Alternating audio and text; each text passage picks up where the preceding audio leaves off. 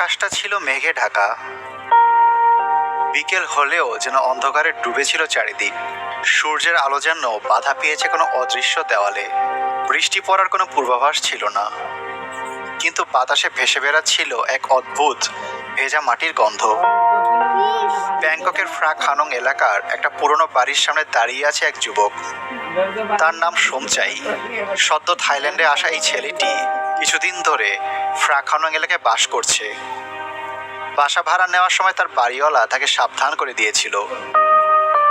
বলেছিল, এই এলাকাটা অভিশপ্ত, রাতে বেশিক্ষণ বাইরে থেকো না, কাজ শেষ করে দ্রুত বাসায় চলে আসবে। অভিশপ্ত মানে? এই শহরে অভিশাপ কোথা থেকে আসবে চাচা? সেটা তোমার না জানলেও চলবে।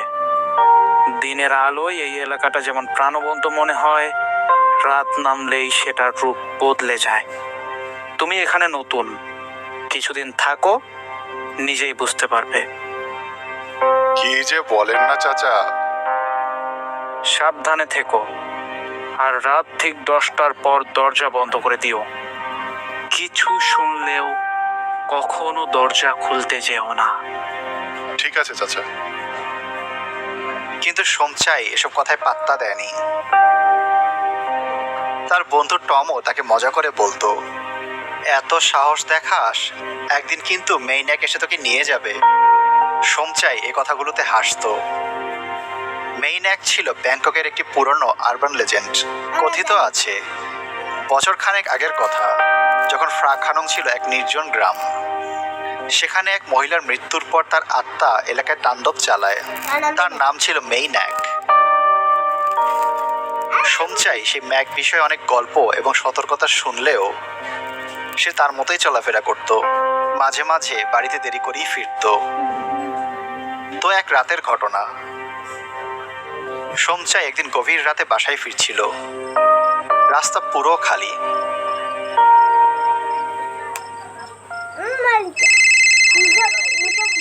এমন সময় হঠাৎ তার মোবাইলটা বেজে উঠল। স্ক্রিনে অচেনা নাম্বার দেখে সে খানিকটা অবাক হলো। তারপর সে ফোনটা ধরলো। হ্যালো। উল্টো দিক থেকে কোনো আওয়াজ নেই, শুধু এক অদ্ভুত শ্বাস প্রশ্বাসের শব্দ শোনা যাচ্ছিল। সোমচাই ঘাবড়ে গেল। সে আবার বলল, কে? হঠাৎ করে ফোনের ওপাশ থেকে এক মেয়েলি কণ্ঠে ভেসে এলো একটি কথা, ফিরে আসবো মানে? তুমি কে? কিন্তু অপর পাশ থেকে কোনো উত্তর আসলো না। ফোনটা আপনা থেকেই কেটে গেল। কিছুক্ষণ স্তব্ধ হয়ে দাঁড়িয়ে রইল সোমচাই। সে ভাবলো হয়তো কেউ তার